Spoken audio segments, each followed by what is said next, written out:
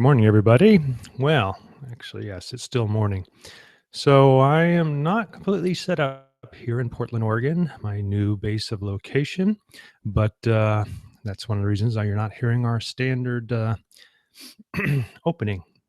But on that note, we'll still go ahead and move forward. Chris is actually in Florida today, so it'll be just me.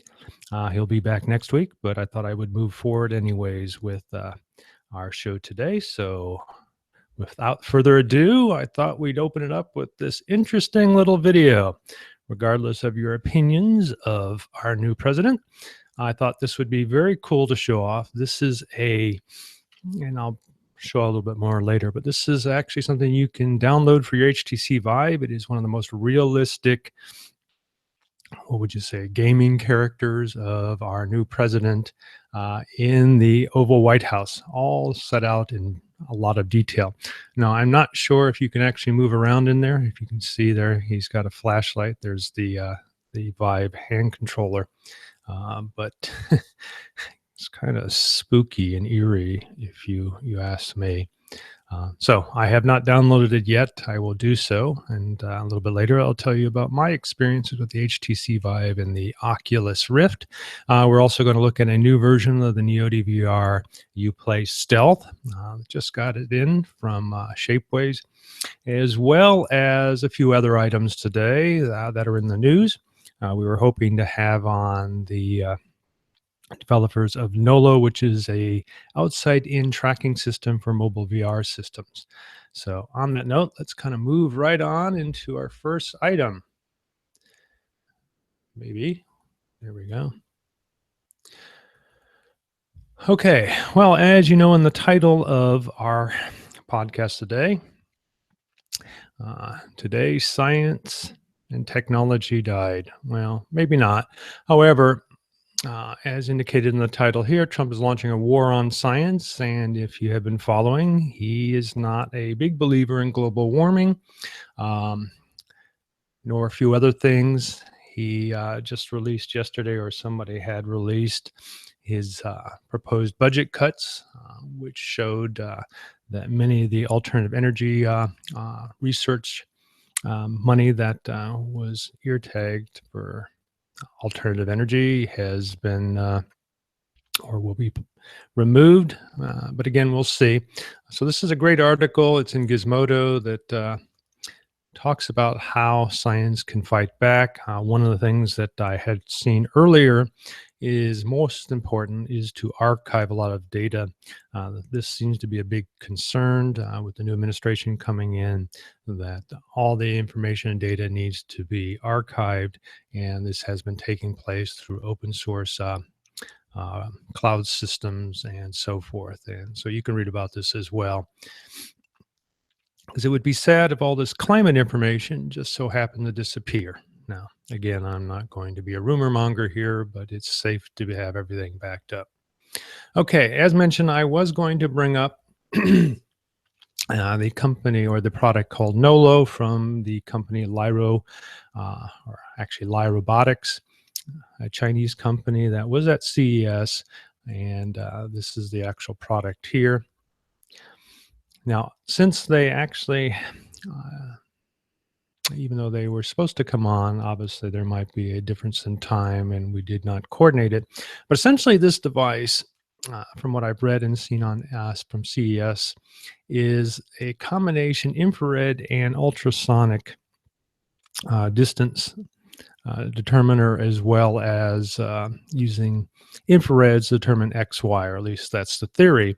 And the reason for the combination there is that it allows more accurate Z information as well as the XY. The person who actually reviewed it, I think it was either Engadget or one of the other sources, says that the accuracy is good, latency is very poor. However, the company, and again, I was hoping to have them on, so maybe they'll come on next week, indicates that by integrating IMU information along with it, they'll be able to improve the latency and performance from that perspective. But the person who actually tested it did feel the accuracy of where it was in positional space was well defined. The problem, though, is this individual felt that this was more like the Oculus camera, meaning you could move forward and backward within a limited distance, and of course the X and Y. But again, it's nothing like HTC Vive. And his question, as well as mine, is since HTC Vive one has open sourced it, plus the actual lighthouses.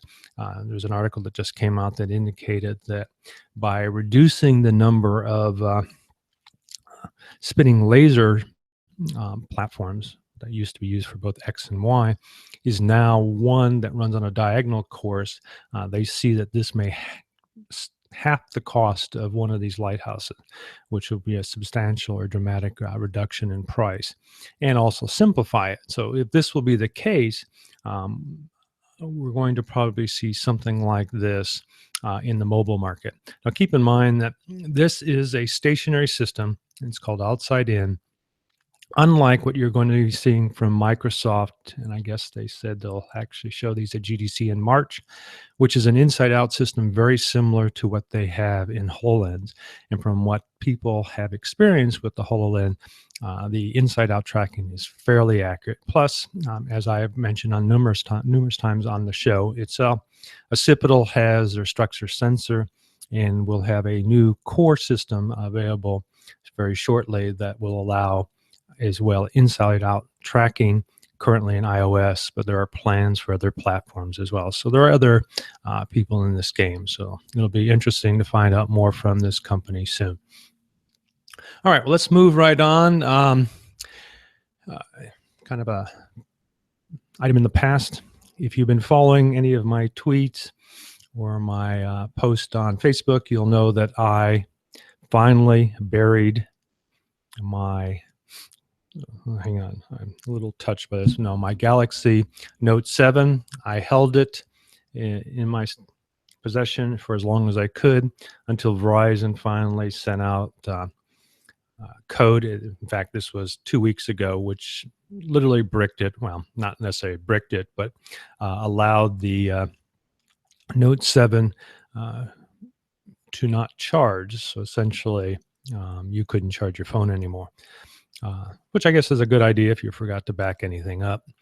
But I heard today that Verizon, or was it yesterday, will no longer allow you to make phone calls or revert all your phone calls to a standardized number. So I guess that's for people who may have, what's the word? Maybe put a different ROM on it that avoided any of these firmware updates, but you were still using it as a cell phone. So essentially, the phone itself is useless. I've gotten rid of mine.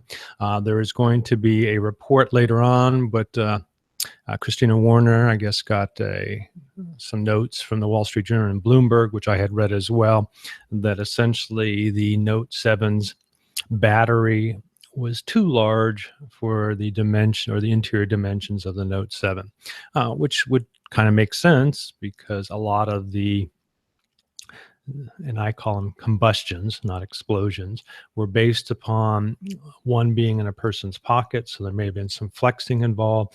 Another was a differential of external temperatures, which could have caused a change in the atmospheric pressure of the interior of the device itself. Keep in mind that the Note 7 was a waterproof device, so there may not have been proper atmospheric venting in the device itself. And the other one that probably was the most notorious example was the combustion of the Note 7 on the Southwest flight.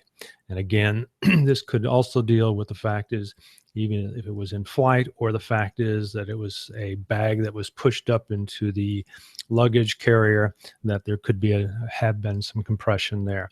So again, in my opinion, because since I own two of them and I had no issues with charging heat or anything else, that I think it mainly had to do with the manual usage of the device itself, flexing, pushing on it, whatever the case may be, that probably exacerbated the situation.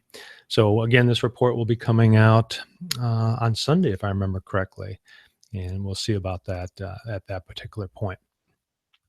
All right, well, let's look into 3D printers, and apologize for the audio though from CNET. So Rick Broida has talked about, and somebody else brought this up to me, so this is why I'm bringing it up, the Monoprice Select Mini, and they've actually now have, I think, an SLA printer as well.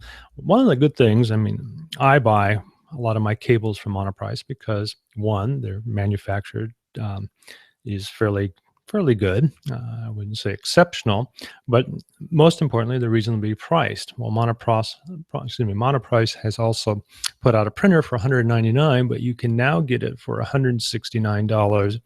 And in this price range, you normally don't find a heated bed. Now, again, the bed size on this is somewhat limited, but the fact is, it looks very similar to a couple of fairly accurate printers from 2 years ago. And I mean, they're still selling for, I think, over $1,200, something like this in this price range. Seems extremely affordable, and the reviews are fairly positive on it. As mentioned here, the customers on Amazon are giving it 4 stars out of 5. And then on Monoprice, obviously, it's even more than that. So you can pick one of these up for 169. When Chris is going to come back next week, we'll talk about the other SLA printer that they'll have available as well. Um, let's see. I must have lost it.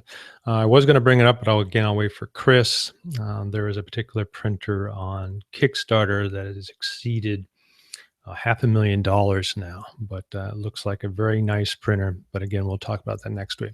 So let's get into the 3D and architecture. And one of the things that I thought was cool is obviously using architectural design software. There was a contest to create dwellings or locations of dwelling on the moon, and this was done by NASA through a jury of NASA designers, 9 top entries. So let's go through them really quick. This one's kind of neat. Obviously, it's a satellite that's orbiting the moon. And then the previous one was a dwelling on it. Obviously, this one is probably far too sophisticated, but an interesting illustration. I guess this would be like a ring around the moon.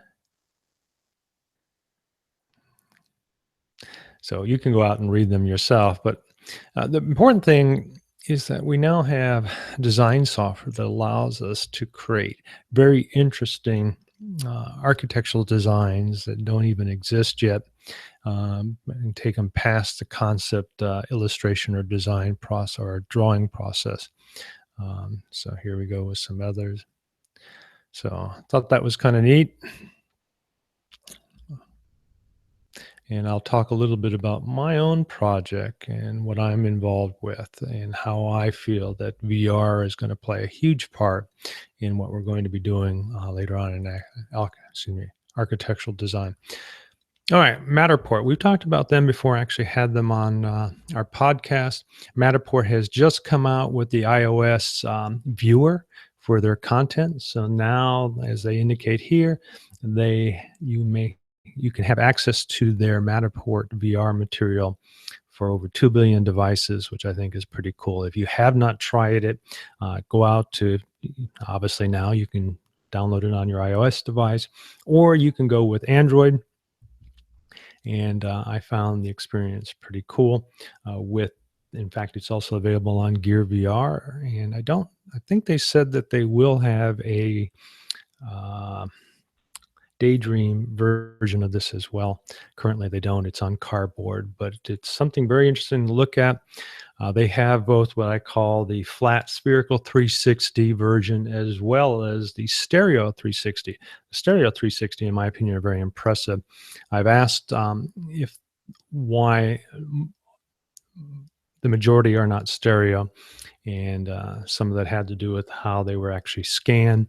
And if you remember that particular podcast or YouTube video, the way that they do this is essentially they take the same technology that was used in the Microsoft Kinect. They take 3 of these to scan the environment, both with the depth cameras as well as the the standard RGB cameras and then combine those and to create a spherical, but also to provide depth information. So what that allows you to do is objects in the room actually protrude or extrude from the walls themselves and give you a very life experience.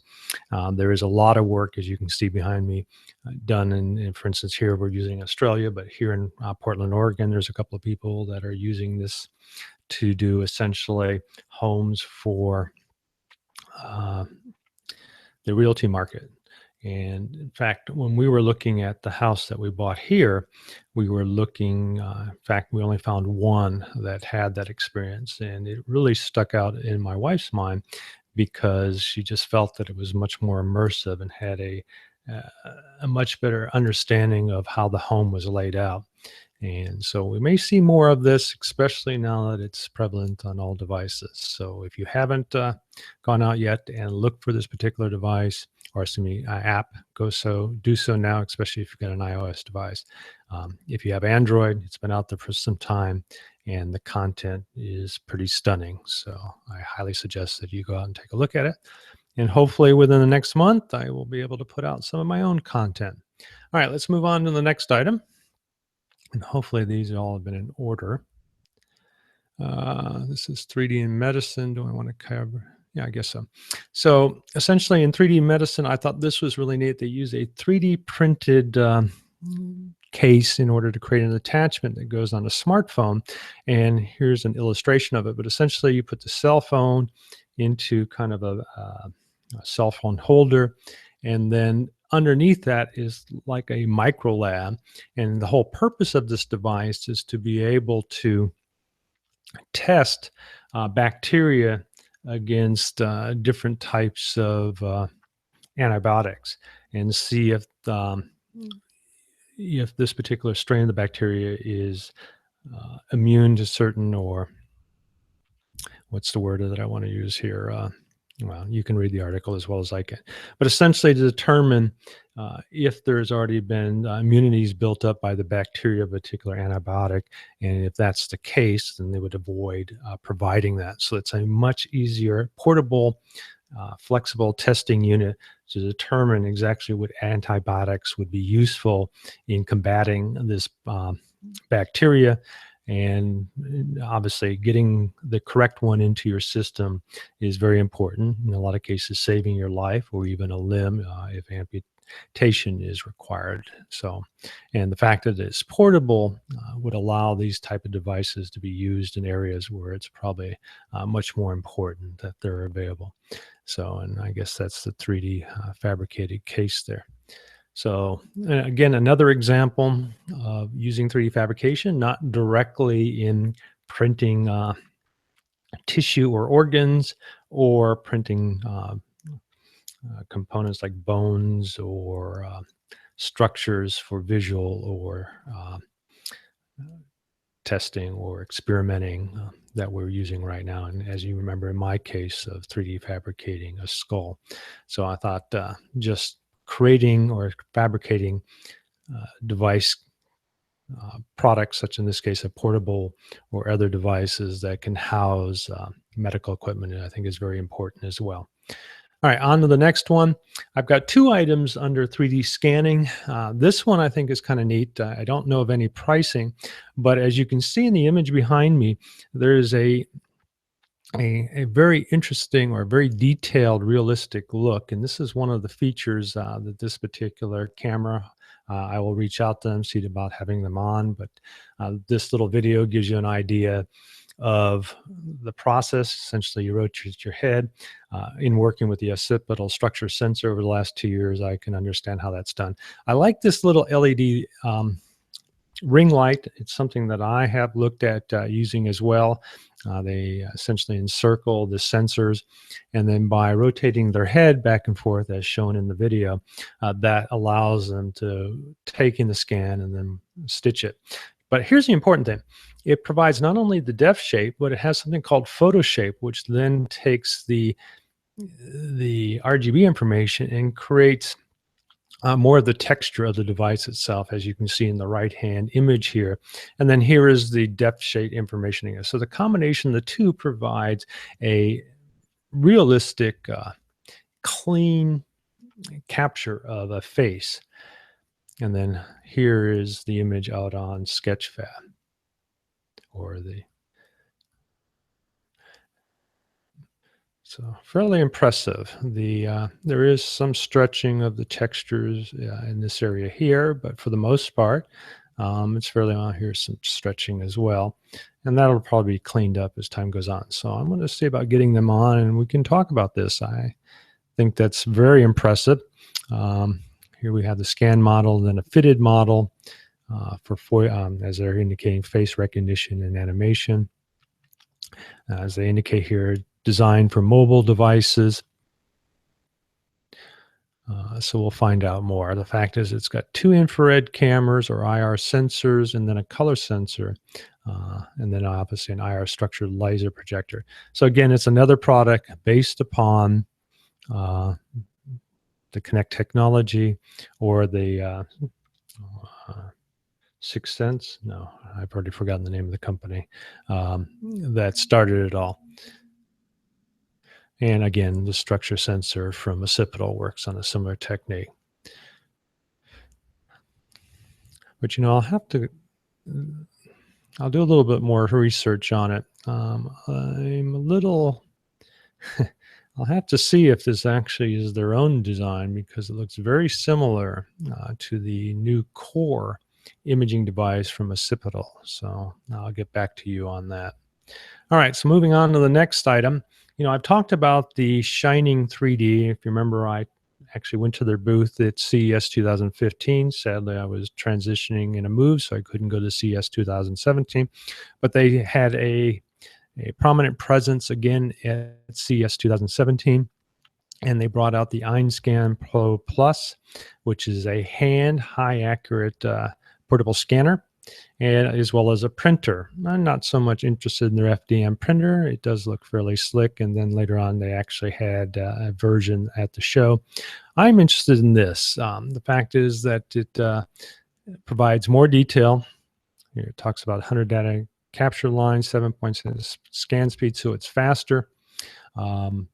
And more importantly, very affordable. I don't have a pricing here, but if I remember correctly, the Einscan Pro was about $5,000, which is about half the cost of an Artex scanner, and provides similar results. So as this becomes more prevalent, I will contact or reach out to them, see about talking about them and getting a demo unit to test out.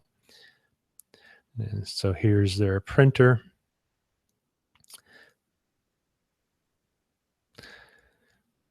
So something that myself as well as Chris has found out, 3D scanning,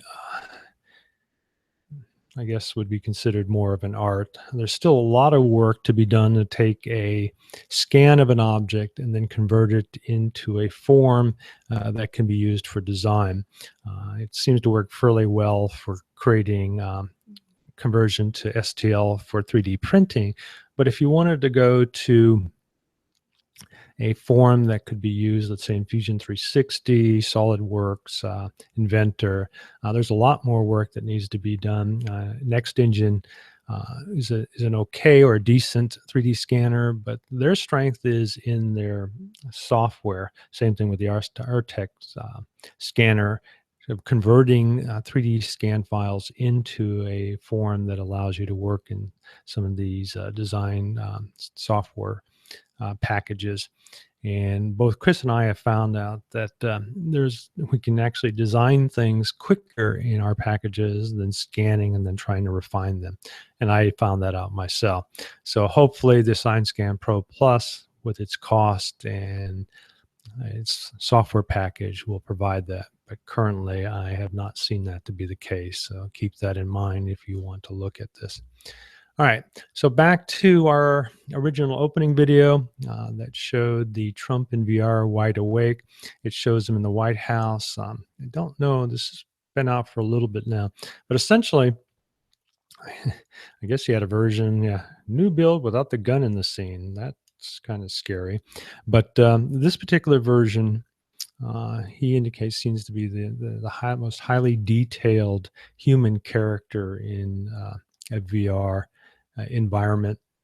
This is made specifically for, as you can see here, for the Vive. It's free, so you can download it.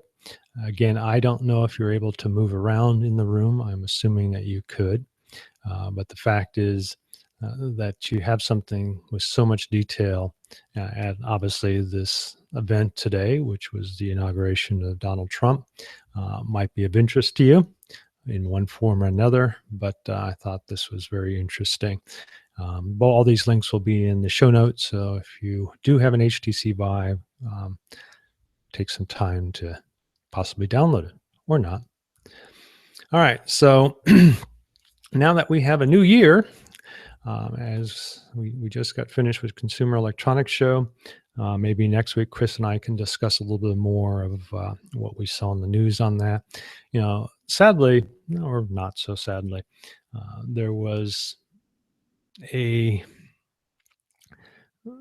popularity of 3D printing and scanning about 2 years ago in 2015, but that excitement has kind of waned over the last couple of years, and meeting today. And so I don't think the presence at the Consumer Electronics Show, or at least what I could see in the news, wasn't as prevalent as it was in the past. But in saying that, I do think the 3D printers that are coming out are more refined, lower cost, and more importantly, easier to use and more reliable, which is the most important thing. That discourages a lot of people when they get this thing, sometimes up to $1,000, $2,000, and it doesn't work out of the box. It can be very frustrating. But it is improving, and Chris and I are going to talk about that. Plus, a brand new printer that will be able to print in metal that Chris is really excited about. In fact, I think he's already put a deposit on it. So we'll talk about that next week as well. What else is coming up? Let's see, we got the 20th, so this is already passed. We have the bioprinting conference in the Netherlands and the dental printing. I guess they're actually both part of the same event. This could be very interesting, and I'll follow up on that because, as you know, I've had a dentist on who's used a lot of high tech. He uses the Otora. Is that the name? Oh, well, I've already forgotten the name of a few of these things, but essentially it is a scanner that you can actually play, a laser scan that you put in your mouth that scans not only the teeth, but the gum line as well, in a very highly accurate resolution, and that is used in order to create such things as a Invisalign.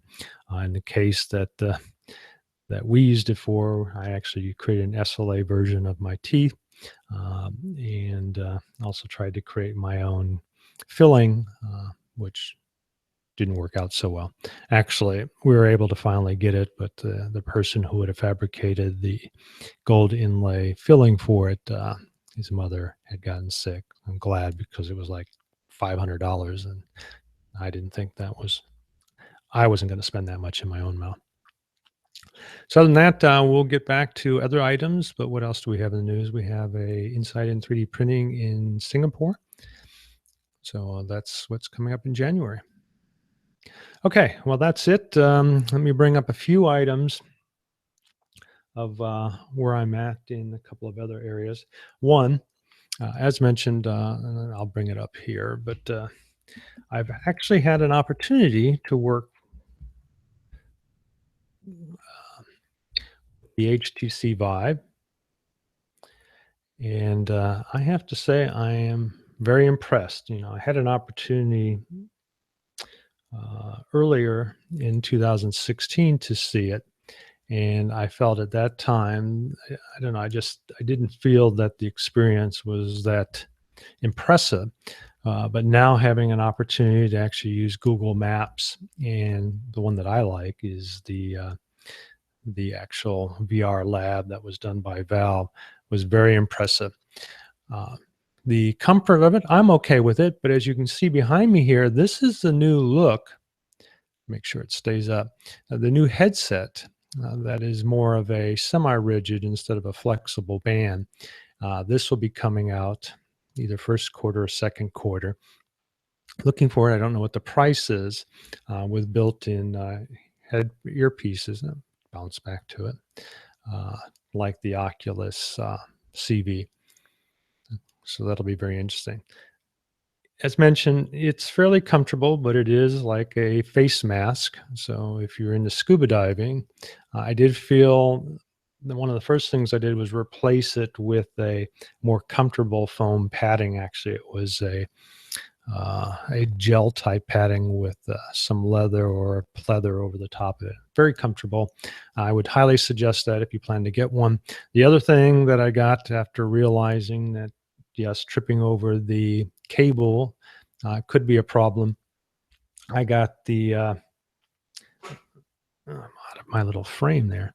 I got what was it? A ceiling mounted device that keeps all the cables above your head, and we'll have that set up. But I was very impressed with the HTC Vive.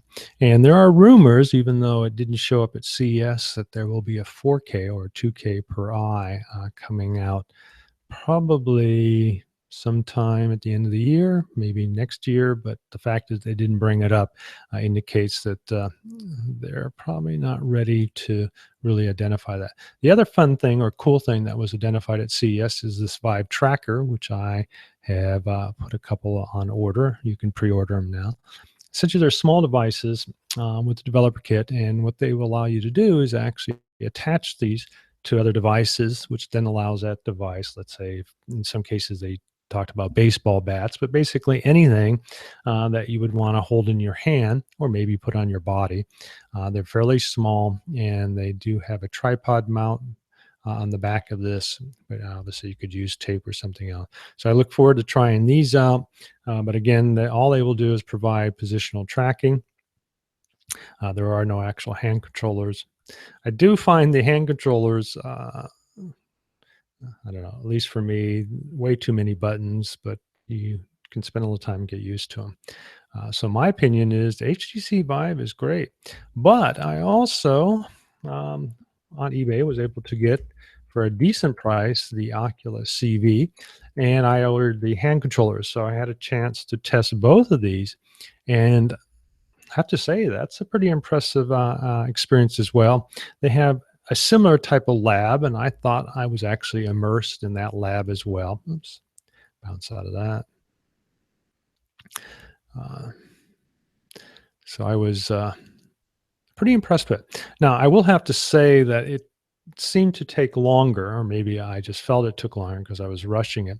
But now that you have a second camera, you essentially triangulate your position, and I felt it was a little more difficult to work with, or maybe I was just limiting its space. The other thing is it doesn't have the same amount of positional tracking of front and rear. So I did find myself turning around and losing my tracking devices. But again, this could be my own setup. It also had a more limited space that you could actually move around in. But if you confine yourself to that space, I found it pretty cool. Not only did I try their lab, but I tried the Epic, what is it called? The train station, but there's a name for it, Bullet Train. And that was pretty fun. I really enjoyed it. I'm not the best game player, so it took me a little while to figure it out. But I did feel immersed, and I did feel by using these touch controllers that you truly interacted in a very immersive environment. So, a lot of people said 2016 was going to be the year of VR. I think it'll be more like 2017 as more developers become more experienced. The fact is that now we have the touch controllers, which are very important. I didn't know at the time, but I do now. They do have haptic response or feedback, just like the HTC Vive hand controllers. So you do get a feeling if you touch something or push on something that there is some type of feedback from it. So it is built in. The controllers are comfortable. Again, the HTC Vive are more like wands. These are kind of like, I don't know what you would call them. If you've ever used those science arms with those hand controllers, they're kind of like that, except obviously much lighter. I did find them fairly intuitive, and I'm glad that they limited the number of buttons on them.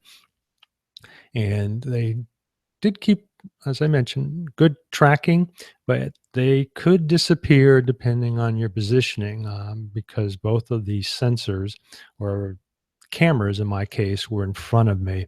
And so if I turned too much to one direction or another, I could lose control. So that could be a limiting factor if you need to move around or want to create a experience where you literally walk around. That would not be the case with the Oculus. So what do I plan to do with these? As mentioned on a previous show, I plan to take the HTC Vive and create a VR cave. I will be renting an office space here in Portland so that architects and engineers can bring their clients in and actually show them work. I've done some test models in Autodesk Stingray with some design concepts that our architect had sent to me of the bathroom. And normally you can extrude walls and create what they call a dollhouse effect that you can look down into, but it's a whole different experience when you extrude the walls, and then by importing it into uh, Stingray, which I did as a FBX, it was pretty cool. Now I had to get the scaling correct, but once that was done, and it was off by I think 10% if I remember correctly, it was a much better experience. And I use SketchUp because there are a lot of resources to bring in, like toilets and sinks. So I was able to populate things with common items to give scale, and then I was able to stand up and uh, like a lot of the gaming applications now, built in the Stingray is a teleport feature that you don't have to do anything extra with. So I was able to teleport around in the room, look over the bathtub, but it gave me a much better idea of the space. More importantly, I had an opportunity to try out some of the other spaces in the home. And from that, we were able to make some decisions that we're probably just going to keep our current master bedroom and make some other changes. But I can see the huge potential of this in the future of bringing clients in and looking over designs without even, uh, as they say, chipping away at the stone. But in this case, you wouldn't have to do any of that. You would bring a client in, you could move furniture around, you could move appliances around, you could move fixtures around, you could even move walls around if you wanted to. So one of my goals is to develop a subset of tools by using the HTC controllers, be able to push things in and out, and then have accurate assessment of those changes in the design, which will be a little bit of work because the current work path or flow wasn't ideal. Essentially, I had to export as an FBX, import into Stingray as an FBX, and then if I wanted to export from, let's say, Stingray, I don't know if that's, in fact, I know it's not possible. So you're going to have to be able to export dimensions through some type of scripting so that it can be imported back into it. So I'll have to look into that, but I think it's an important step, and I look forward to working with it more, and I'll have further developments coming up. All right, well, let me go back to my main camera here. And again, I apologize for my limited, if you notice my hair seems to be sparkling a little bit. I have limited, yeah, it's actually better now, uh, green screening effect. My goal actually was to sitting outside or sitting in front of the window with snow behind me, but over the last 3 days, most of the snow has melted and it was raining today. So, and I was also planning to do a live 360 stream, but I'll hold off to next week. I'll be testing it tomorrow at one of the rallies here in Portland that I'll be attending. So I'll send out a link on that. But the other thing that I want to show off today, if I can find it, is the latest Neo VR uPLAy Stealth. So as you know, I've been working on the headband, which is this unit here, and it is lined with neoprene. Now, I'm not going to show the images, but I actually took a shower with this, with the iPhone 7. And if you remember, the iPhone 7 is a waterproof phone. So with that and the new case system, which I have right here, it is a two-piece design. It's extremely light. I've gone to a 45 millimeter lens diameter. And let's say this actually, I don't want to break it. It will be held in place with a clip on the bottom here, as you can see. And then this slips over the phone. So it's kind of like a T, lightweight. And let's see. Let me adjust something here real quick.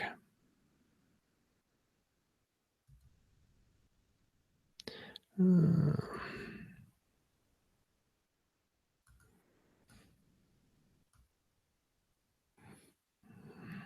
we go. So bring it back in the camera. So essentially, it's a very lightweight. This was printed through Shapeways in a nylon SLS. Eventually, it will go to a high impact plastic. But this slips over the iPhone 7. It's made specifically for it. As you know, the iPhone 7 with its dual camera was a little bit of a design challenge, but it slips over like that. One of the reasons I designed it like this is that you can flip it over and still use the grip and shoot grip. So you could use it for camera usage. If you choose to use it as a VR device, you slip on this cover over the top of it like this. And if there's interest in this, and as mentioned, there'll be two or some very small neodymium magnets that will hold the top in and latch. And then there you go. And then there will be, let's see if I can grab them real quick. Hang on.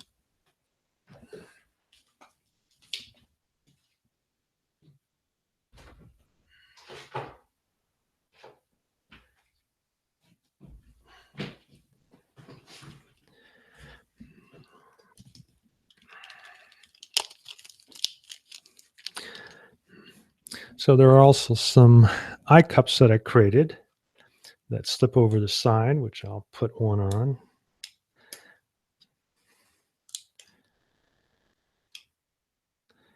And there's a groove for them to slip into.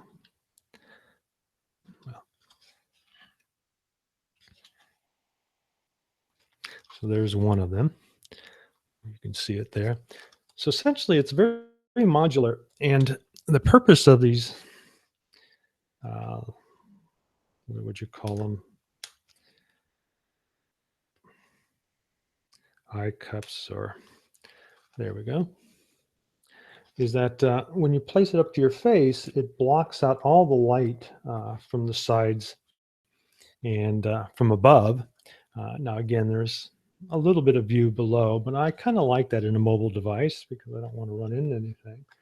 But the important thing, going with a 45 millimeter with a 35 millimeter focal length, is that this was made specifically for the 5.5 inch screen on the iPhone 7.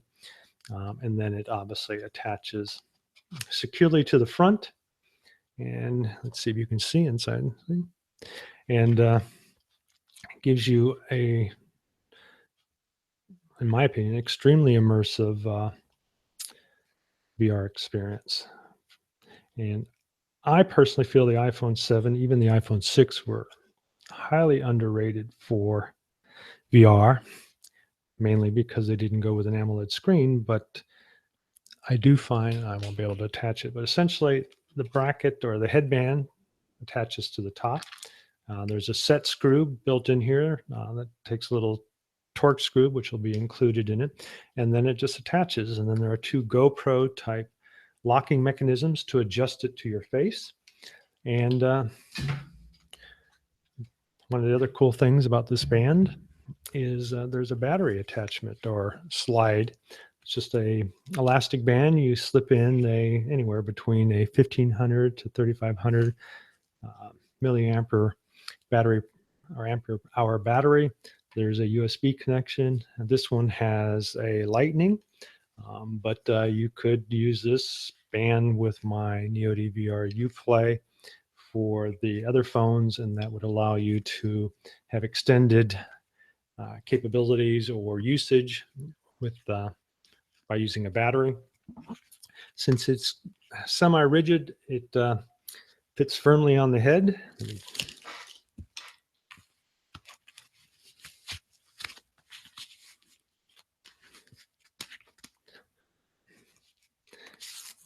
And the important thing was to provide a semi-rigid, non-flexing support system so that the phone itself would not move around, but also kind of provide like a, experience special forces night vision that allowed you to utilize this in a very lightweight mobile environment.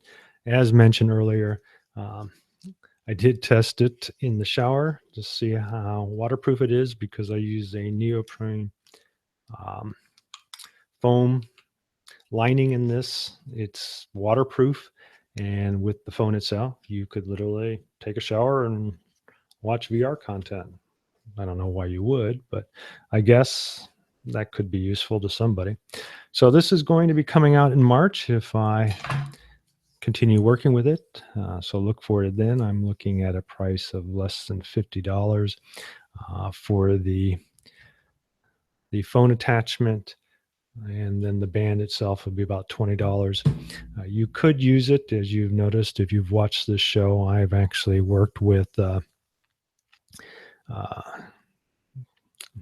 skateboarding helmets as well as bike helmets.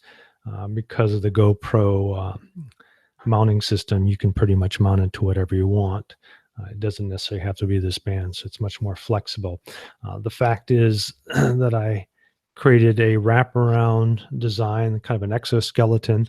By the way, this will actually support the structure sensor itself. I have not added the metal plate in here so that you can attach it using magnets, but it does attach with the 4 screws as well. It also supports their wide angle lens for their upcoming bridge engine functionality, which gives you highly accurate inside out positional tracking. So that will all be available, and with the larger iPhone 7. So there you go, and it'll be out soon.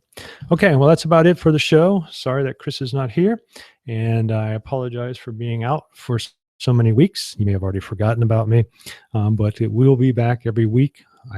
We will be back every week, and I look forward to talking more about 3D printers, scanners, and obviously VR, which I think is the first step in, should be in anybody's design. And we're going to see more and more designs tools, and I will be covering these that allow you to design or at least visualize in VR before actually committing it to a tangible product. So check back with us next week. More than likely, our show time is going to be at 10 a.m. in the morning. I apologize that it occurred at 11 today. One of the reasons is I didn't want to interrupt the inauguration. Not like I would interrupt the inauguration of Donald Trump, but our new president. And I wish him all the luck, and hopefully he does a good job. I think we all do. And if not, we are a free country, and we are able to voice our opinions, and we should reach out and let him know if there's something that we disagree with. And I plan to use or exercise my right, and I hope you do as well, and make sure we keep him on the straight and narrow. All right, on that note, I will see you next week. Bye.